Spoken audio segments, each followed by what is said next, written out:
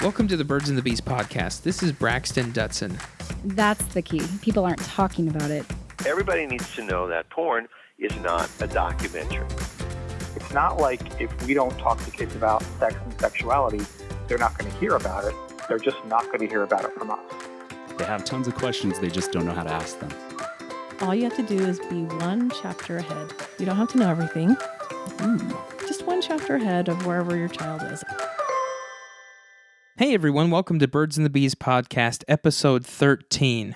I'm real excited to get this episode out. I know it's been a while. I think it's been probably a month and a half with all the holidays, Thanksgiving, Christmas, New Year's. There's been a lot going on, and I'm excited to tell you what's been going on. However, I kind of have to keep it secret right now, mostly because the powers that be don't want me telling people until it's official. You guys will be some of the first to know. But I appreciate you joining me here on Birds and Bees podcast. Again, I'm Braxton Dutson, a sex therapist here in Salt Lake City, Utah. And today, I have a recording of Marty Klein. So this is the full recording that I did with him, this interview. And he's an international renowned sex therapist. It was amazing to talk to him. He's got over 30 years of sex therapy experience with couples, individuals, and he starts to explain he's come up with this thing called porn literacy. He starts to talk a little bit more about what porn literacy is and what everyone needs to know about pornography and how couples respond to uncomfortable topics and how the different situations arise in a couple's relationship and how pornography tends to get into a relationship and why it seems to be like such a huge issue. We talk about sex education, especially here in Utah because of all the different legislation that's been going on about sex education and it being a state of crisis. We're essentially ground zero for the porn health crisis as it spread across the United States, and I'm not 100% sure about it across the world. Speaking of which, it's also kind of exciting, a little side note right here. I was looking at the different places that this podcast is being downloaded, and Dubai. Thanks for listening, Dubai. That's super cool. And Australia. I knew that we had some supporters from Australia because of the interactions I've had with you on Facebook, but we've got some from the United Kingdom. Ireland. We had 4 listeners in Ireland. So if you're tuning in from over there, Ireland, Australia, and Dubai, there's a couple others that I'm really, really surprised, super excited, very honored that you're downloading Birds and Bees podcast and furthering your education in sexuality. Please continue to tell your friends, especially here in the United States. We've got listeners from across in almost every state, which is really awesome. So thank you for your support. Okay, that was my sidestep. Took me there. Anyways, on this episode, we start talking about what do couples really want in a sexual relationship. So Marty Klein talks about what couples really want in the relationship, the different pitfalls that come up, as well as what couples and individuals continue to try to achieve and what they feel sex should be versus what sex needs to be for couples. And we cover so many different topics. I'm just really excited about this interview. This information is pertinent to couples, individuals, and parents. Thank you again for listening, and I hope you enjoy this episode with Dr. Marty Klein.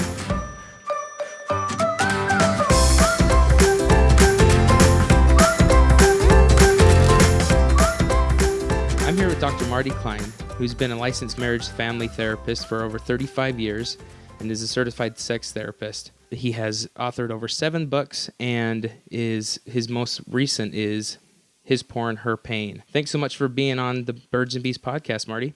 Delighted to be here. All right, so Marty, why a book about His Porn, Her Pain?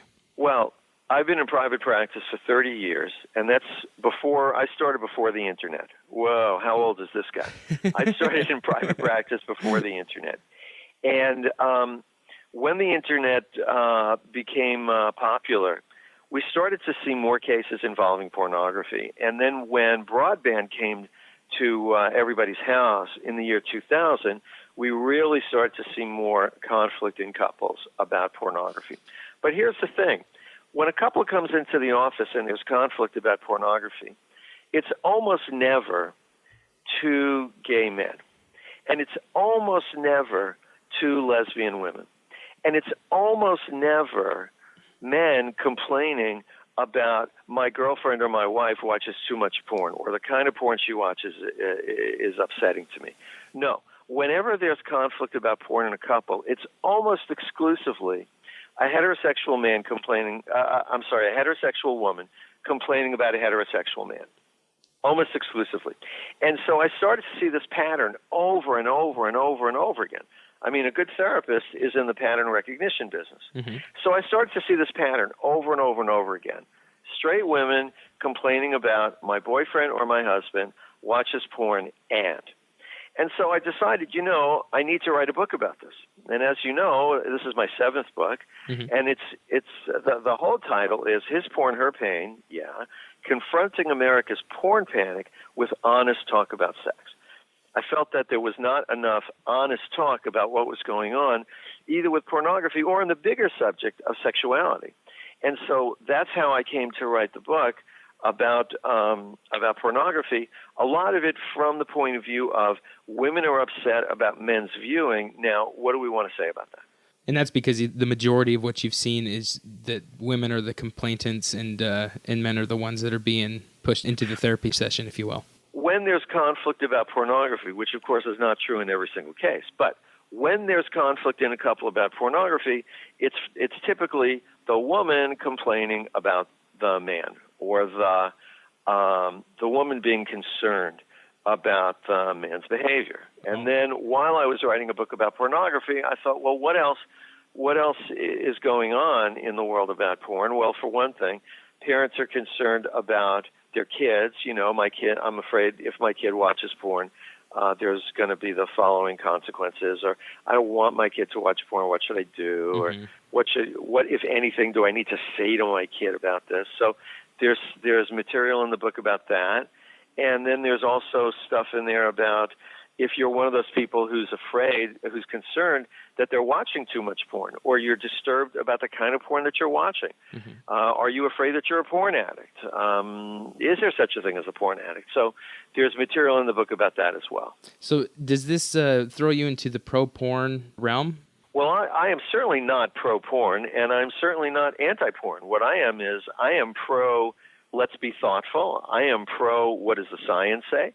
And most of all, I am pro, let's get people talking to each other about how they feel, and let's get people listening to each other about how the other person feels, and let's get people understanding each other a little better rather than throwing around mean names and accusations and all of that.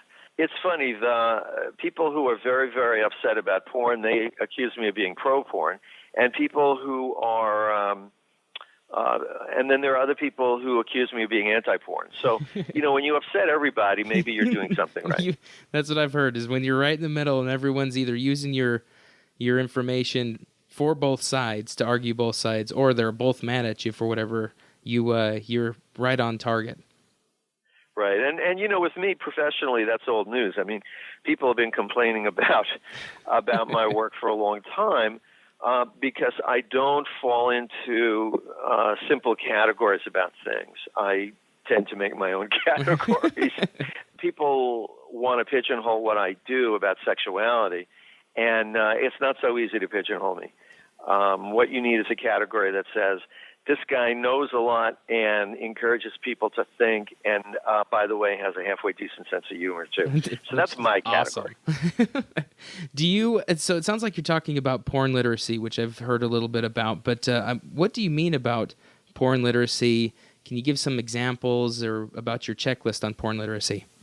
Sure. I use the expression porn literacy. I haven't seen anybody else use it before. Back in the 80s and 90s, we started talking about media literacy, with video games and with the proliferation of media on people's home computers and with the proliferation of cable TV. I remember before there was cable TV. That's how old I am. So we started talking about media literacy, that people needed to understand how to decode the media that they're using and what kinds of criteria people use to make decisions about what media they consume and how the media that people are using might be affecting them. Still a good idea. So I took that idea of media literacy and I said, well, we need porn literacy, right? We need people who consume porn need to understand certain things about it, and people who don't consume porn, they need to understand certain things about it too, because porn is now everywhere. Everybody agrees on that. You can't find anybody who says, porn? No, there's hardly any porn around. It's hard to get. You don't hear that. You don't hear. So everybody agrees there's porn all over, which is to say that everybody needs to have a basic understanding about porn. So what are some examples of what everybody needs to know about porn? Well, for example, everybody needs to know that porn is not a documentary, right? Mm-hmm. Porn is not, let's make movies about what really goes on in people's homes. No. That's not how porn is made. Porn is a commercial product for the most part. Porn is stuff that's scripted and it's made up, and it involves professionals who get paid money to act.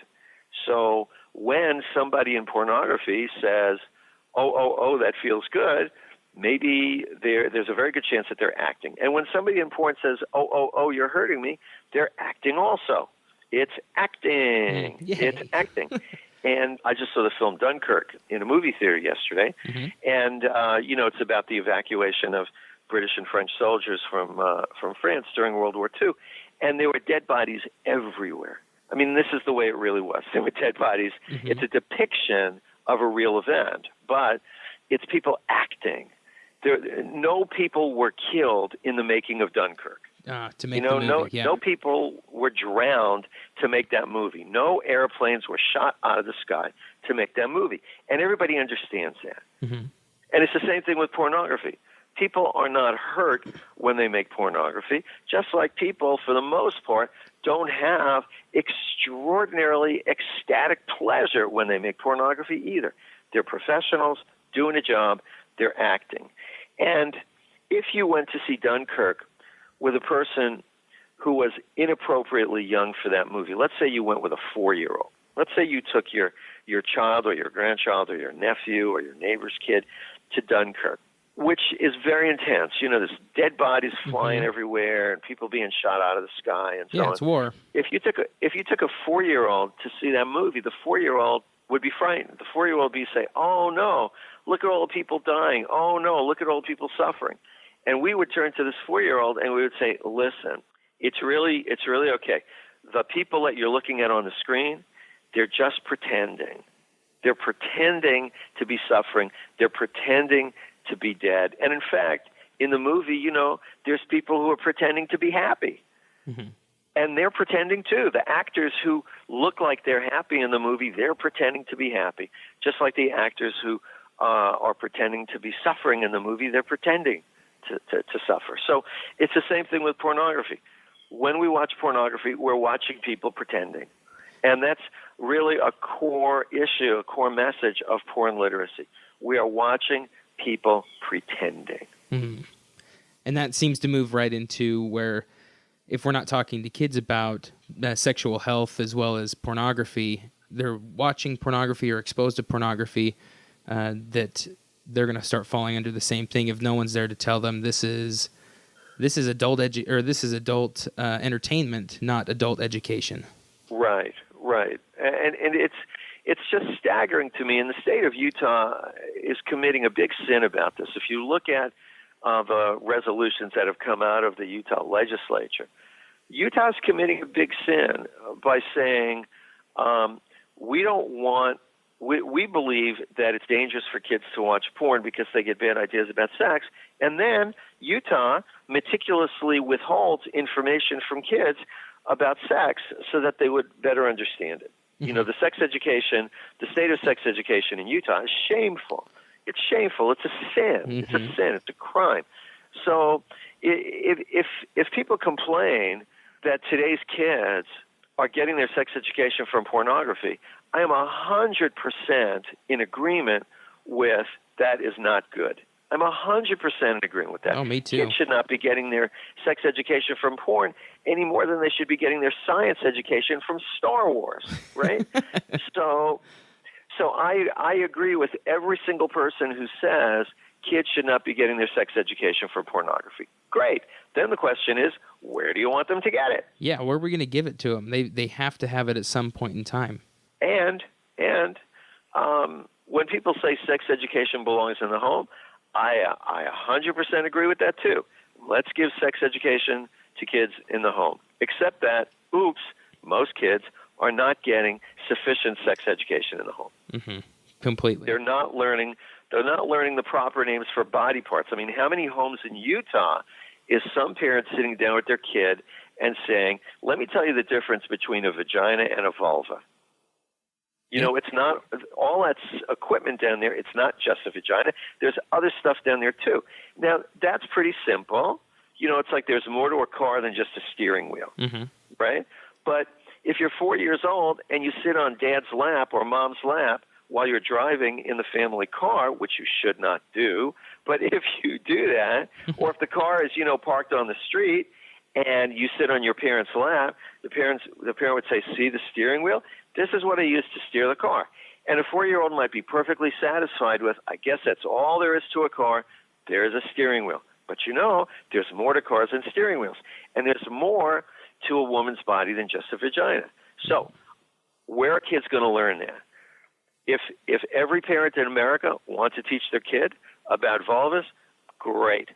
But the truth is, most parents choke on the word vagina. Most parents choke on the word vulva. A lot of parents don't even know the word vulva, right? A lot of parents, they think what that stuff down there is called, they think it's called down there.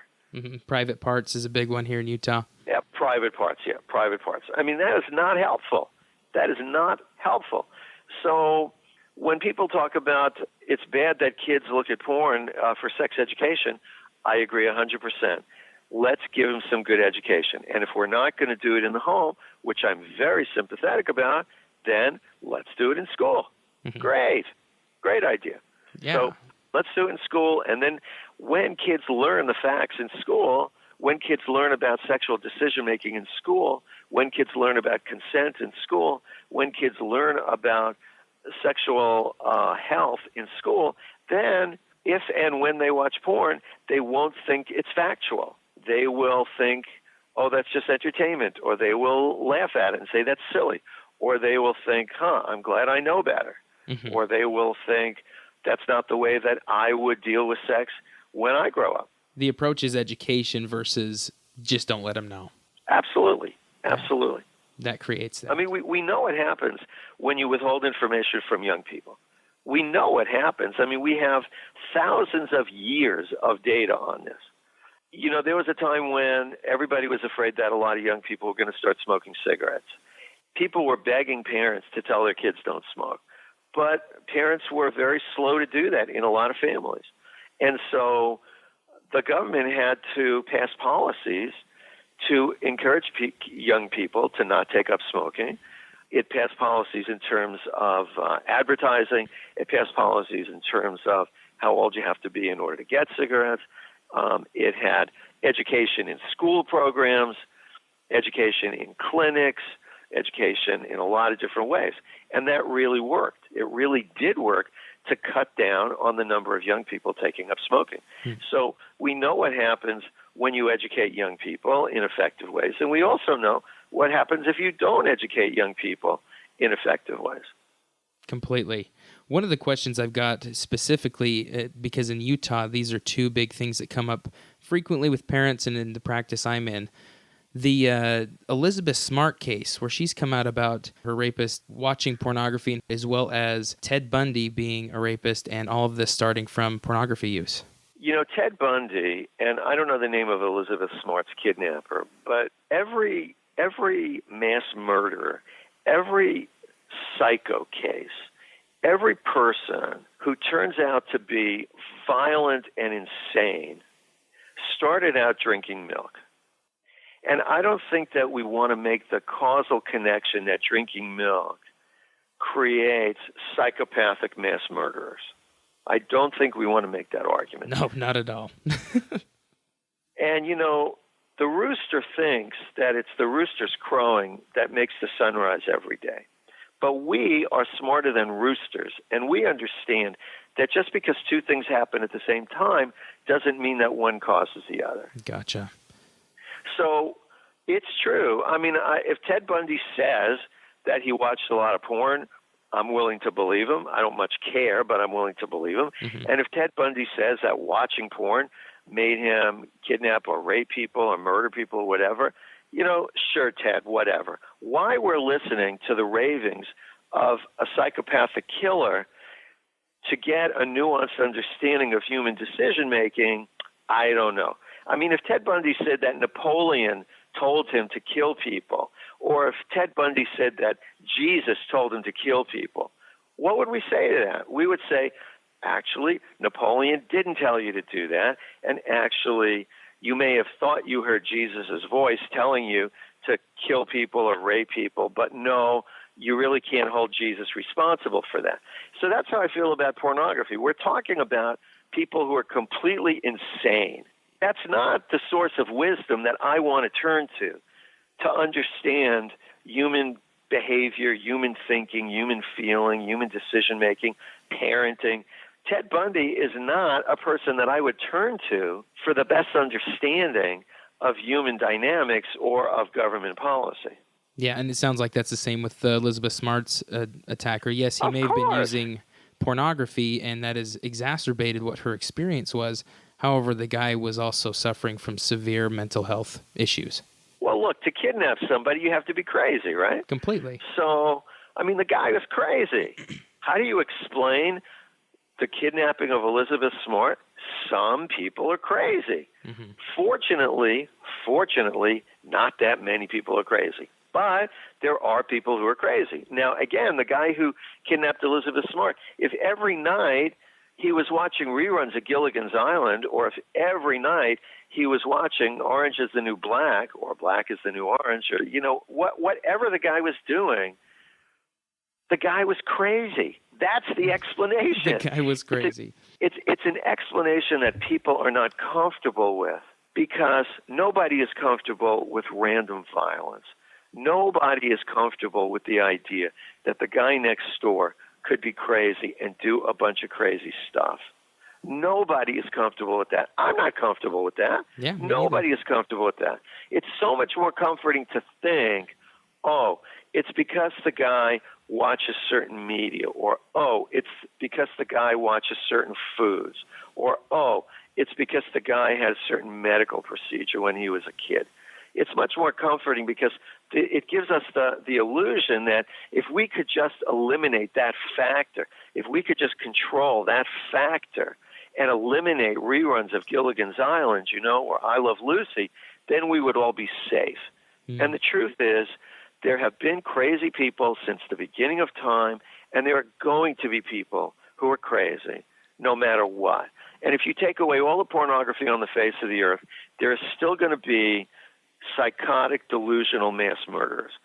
There won't even be fewer of them. There will be exactly the same number, because it's an unfortunate, rare, random variation in the world, and it's gonna happen periodically.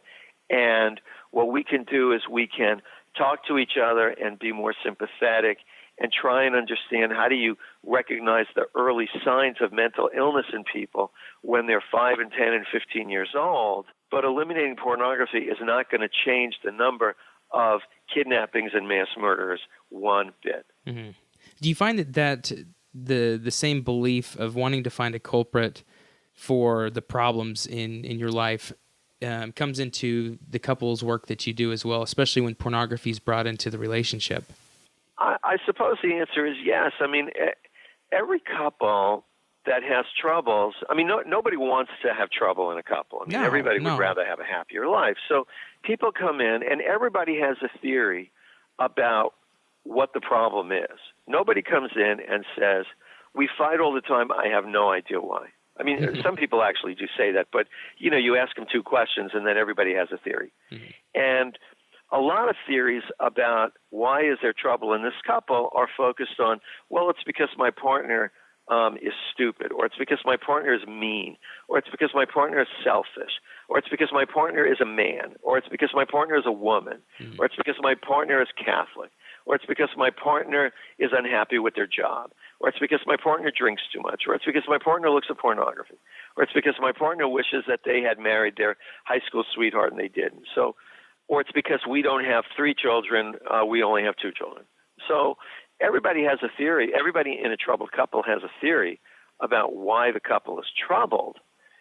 Those theories are not generally useful enough. If they were, most people would fix their own problems. So most people's theories about why the couple is having difficulty aren't sufficient. They may be accurate, but they're not sufficient. Oh, gotcha. So having more exploration of what is going on in the relationship is supportive. And being in the practice that I have, and we've been talking about therapists that we're wanting to have therapists have more sexual conversations. Why is it important, or like what would you say when it comes to sex isn't just an activity, it's an idea, and why is that important to know? Yeah, I love being quoted. Sex is more than an activity; it's an idea. Because while sex goes on in the body, it turns out that what the body parts do is not that significant a part of sex. Mostly, what goes on with sex is how people feel about themselves, how people feel about the other person, how people feel about what they're doing. So therapists need to get better at raising sexual questions, and they need to get better at helping people talk about sex even when they're uncomfortable about it. Most of the people who come into my office are not comfortable talking about sexuality. If they were, they might not be in the office in the first place. But most people who come into the office, they're not comfortable using words like ejaculation or vagina. They're not comfortable talking about, actually, when I have trouble climaxing, I like to fantasize about being held down and forced to have sex. They're not comfortable talking about, even though I'm a heterosexual guy, when I go into the men's room, I look at the penises of the other guys and I compare myself to their penises. Most people are not comfortable talking about that stuff. But for most people, those things are a very important aspect of their sexual experience. Their feelings, their fantasies, what they're afraid of, the secrets that they have.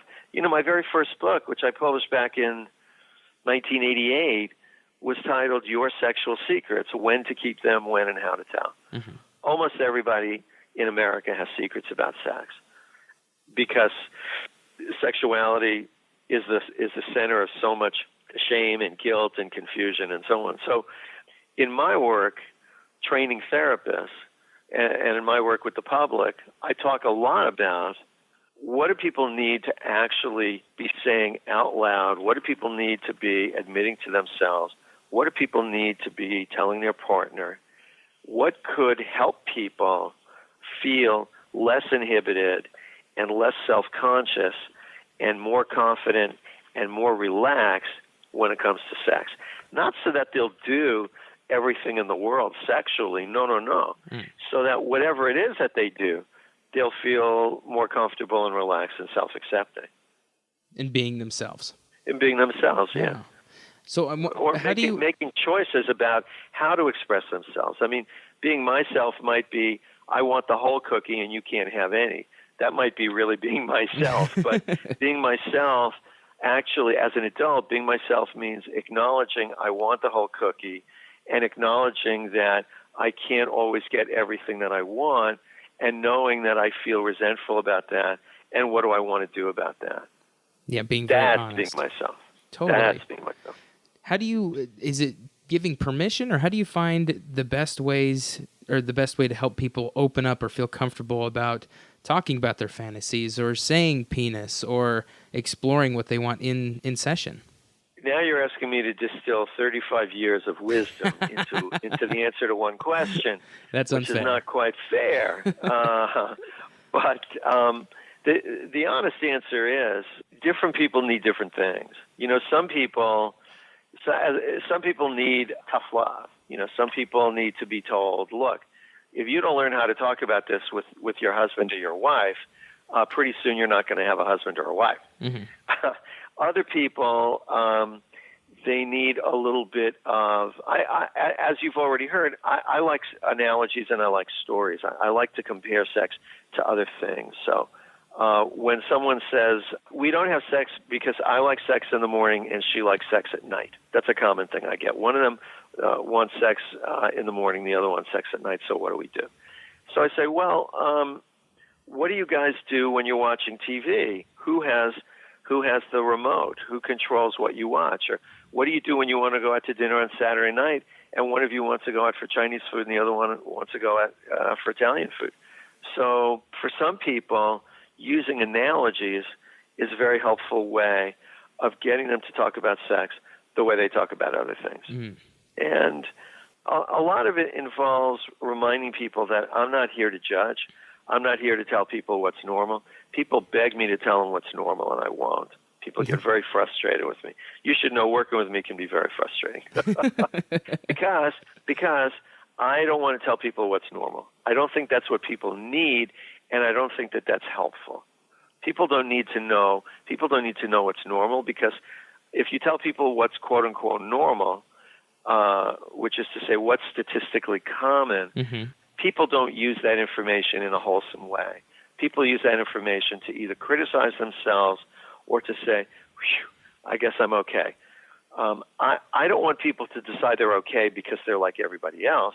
I want people to decide that they're okay by identifying their values and then asking themselves, how does my decision-making stack up with my values? That's how I want people to evaluate their sexuality. And by the way, that's how I want people to evaluate everything else in their lives. What are your values, and how does your decision-making stack up with your values? You know, here in Silicon Valley, it's very common for people to say, my family is the most important thing to me. Nothing in my life is as important to me as my family. Great, that's a value. Great, I can support that value if that's somebody's value. On the other hand, what I notice is that you didn't get to go to your kid's birthday party because you were working. So what's up with that? You know, it's not that working on your kid's birthday is a bad thing. It's that working on your kid's birthday doesn't match what you say are your values. It's a value discrepancy. What makes people, the value, the contrast, the discrepancy. Mm-hmm. That's what makes people unhappy. When there's a big contrast between what they say is important to them and what they have. So do you find that a lot of couples find that one of the most important things for them in sex is orgasm? I've heard you say in the past that if orgasm's the best part of sex, then you're missing out on everything sex has to offer. You know, the average sexual experience, from the time that people look at each other and say, maybe we'll fool around, to the time that people are finished and they check their email, you know, let's say that it takes 20 or 25 minutes, right? Which is not a long time, but let's say it's 25 minutes from the time that people say, well, let me go pee first, or, you know, let me go get a condom, or let me get a drink of water, or whatever it is. From the time that people start having sex to the time that people would agree that, okay, I guess sex is over now, let's just say it's 25 minutes. Mm-hmm. And how long does an orgasm take? Maybe 3 seconds, 4 seconds, 5 seconds. If you're having a multiple orgasm, you know, maybe it's 20 seconds. 20 seconds out of a 20-minute experience, you know, that's like 1%. You know, so an orgasm maybe takes 1% of the amount of time that you have sex. If we say that whole experience is to be evaluated on 1 5-second piece of that experience, that's a mistake. I mean, that's like saying, I don't know whether or not I'm enjoying my dinner. Let me see how I like the dessert. Mm. That's a mistake. Or, you know, let me see if I'm enjoying this. Am I enjoying this walk around the lake today? I don't know. Let me see how I like the last 5 steps of this 40-minute walk around the lake. That would be a mistake, right? Yeah, that doesn't make any sense. That doesn't make any sense. So, completely out of the moment. The idea that orgasm is like the main event and that everything in sex works up to that, first of all, that sounds like a 17-year-old guy. That does not sound like an adult, just for starters. But it sounds like, well, there's nothing much happening here, It's just a whole lot of huffing and puffing that's aimed toward this amazing event that's going to happen. And, orgasms are nice. Some of my best friends have orgasms, right? Orgasms are nice. But, for the most part, orgasms are not the most amazing event in the history of the world. What's actually way more amazing than an orgasm, is that you have 15 minutes with somebody you like who has voluntarily taken off their clothes, and you've got your arms around them, or they're looking in your face, or you're kissing them, or they're stroking your leg. And for 15 minutes, that's the only activity you have to do. There's nothing else you need to do. That's amazing. Wow. That is truly amazing. Wow. That is truly amazing. I get this person who I like and who I think is attractive, and they take off their clothes, and they touch my face while they look at me. That's amazing. That's a miracle. That's astounding. To be that vulnerable with you. That is amazing. And wait. There's more. I get to touch this person's body any place I want, and I get to listen to them breathe and breathe louder or breathe softer. I get to kiss them and to see the smile on their face when I kiss them on the cheek or on the neck or on the butt. And if I want them to suck on my nipples, they'll do it. That is astounding. And to say that all of that stuff is just a build-up to one 5-second event, that's just about the saddest thing I ever heard. Beautifully put. When people are asking a little bit more, or they're wondering, like, okay, how do I keep building this? Maybe I don't know how to express that I want my nipples sucked on, as you were saying earlier. Knowing what they want is not the same as knowing what they don't want. Do people even know that that's what they want? Well, some people know what they want in bed, and some people don't know what they want in bed. And some people who know what they want in bed are willing to indicate that either verbally or non-verbally, and some people are not. Some people, they spend a lot of time during sex twisting and turning their body so that the other person will accidentally touch them in a way that they like. And other people, spend a lot of their time in bed twisting and turning to prevent the other person from putting their finger where they don't want it. When people are not willing to say, I like this or I don't want that, when people are not willing to say that, they go through a lot of contortions to try and arrange to get what they want or to not get what they don't want. And it's very distracting, It's very distracting to keep half an eye on someone else's finger because there's no agreement on where they're not going to put their finger, and you don't trust. And so you have to spend 15 minutes like patrolling that finger. Mm. It's very hard to enjoy sex when you're patrolling someone else's finger, right? Oh, completely. So some people don't know especially what they like during sex, or some people have never had enjoyable sexual experiences. And again, you can investigate that verbally or you can investigate that non-verbally. You can say to somebody, I give people homework. Unlike amateur sex therapists, unlike sex coaches or people who don't really have a lot of clinical training, I don't give people in therapy, I don't give them homework. Go home and explore each other's bodies. Most people who need that homework, they're not ready for that homework. Mm-hmm. Or, go home and tell your partner every way that you like to be touched. If you could tell your partner that, you wouldn't be in therapy. So I give people homework. I give a hand massage. I give people a structured hand massage that takes exactly 4 minutes for both people together. Mm. It's not a 45-minute homework assignment. It's 4 minutes. I want you to massage your partner's hands in the following way and then talk about it. And I want you to then massage your partner's hands in the following way and then talk about it. And what people discover is that lots of feelings come up. If I have to spend 1 minute putting my hand in your hands and just letting you massage my hand, if it tickles or hurts, definitely say something. But if it doesn't tickle or hurt, don't say anything. For a lot of people, that is so vulnerable. That feels so vulnerable to them. For some people, they're just, anxious that the other person's going to hurt them, and so they can't enjoy having their hand massaged for 60 seconds. You don't need to do homework, touch somebody's breast or, put your finger in somebody's nose. You could just give somebody a 1-minute hand massage. And for a lot of people, a lot of people say, I was massaging my partner's hand, and I was afraid I was going to do it wrong. Mm-hmm. When the homework specifically says there's no possible way to do it wrong. When I give instructions to this, I say, if you massage your partner's hand and they say, ouch, it doesn't mean you did anything wrong. All it means is you did something the other person doesn't like, and you two have succeeded in discovering what you don't want. That's not a failure. That's a success. I make that point so clearly, and then wouldn't you know, people come back and they say, I was nervous about doing it wrong. If somebody is nervous about doing that wrong, you bet they're going to be nervous about taking off their clothes with somebody and getting into bed and putting their face between somebody's legs. Especially when you've got the media, societal norms saying that there's a specific way to do sex, oral sex, and intimacy all right. And if something happens at all that is not the way that has been depicted, you're doing it wrong. That's right. And by the way, pornography is not the only source of people having bad ideas or wrong ideas about sexuality. There's romance novels, which lots of women read, and there's mainstream television.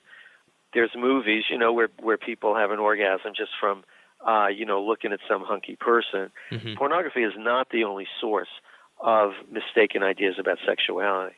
Oh, completely. No, all you got to do is turn on primetime television and go to any movie that's out there. There's some either innuendo or joke or something that is continually forming the perception of what sex should and ought to be. Yep. So Marty, I understand you have a blog. Can you tell us a little bit more about the blog that you offer? Sure. If you go to my website, which is www.sexed.org, SEXED.org, I do have my sexual intelligence blog. I blog every week or two about sexual issues, whether they're stuff in the news or stuff that comes up in the office or occasionally about a new product or people writing with questions. Once in a while, I'll answer a question because I know that it's something that's on a lot of people's minds. It's fun, and I like to think it's pretty informative, too. We've gotten a couple awards over the years, so it's www.sexed.org. And by the way, if you go to my website, you can also see my various books for sale, the award-winning Sexual Intelligence and my new book, His Porn, Her Pain. And there's a whole bunch of questions and answers on the website, too, that people might find valuable. That's wonderful. I'm actually one of the subscribers to your blog, and I have found that information quite useful. Great. Glad to have you. Well, Marty, I really appreciate your time here on the Birds and Bees podcast. It has been a joy to have you on. Thank you. I really appreciate that you're doing your bit to educate the public about sexuality and to help people feel more comfortable with who they are and to investigate the sexual issues of the day. And it turns out that sexuality can be a source of comfort and connection for people, and it's really too bad when people have things set up so that they don't have sex to turn to with their partner for comfort and for validation and for an affirmation of life and all of that. So I appreciate you doing this podcast, not just with me, but with other people too. Well, thank you so much, Marty. I hope later on that we'll be able to have you on the show again. Absolutely. Thank you so much. We will talk to you later. Thank you.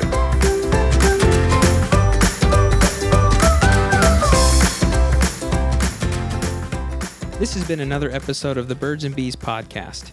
Thank you for tuning in. If you have any questions about the show, comments, or questions you would like addressed in another episode, please give us a call at 385-449-1818. Leave your voicemail and your question, or you can also email us at birdsandbeespodcast@gmail.com or visit us online at birdsandbeespodcast.com.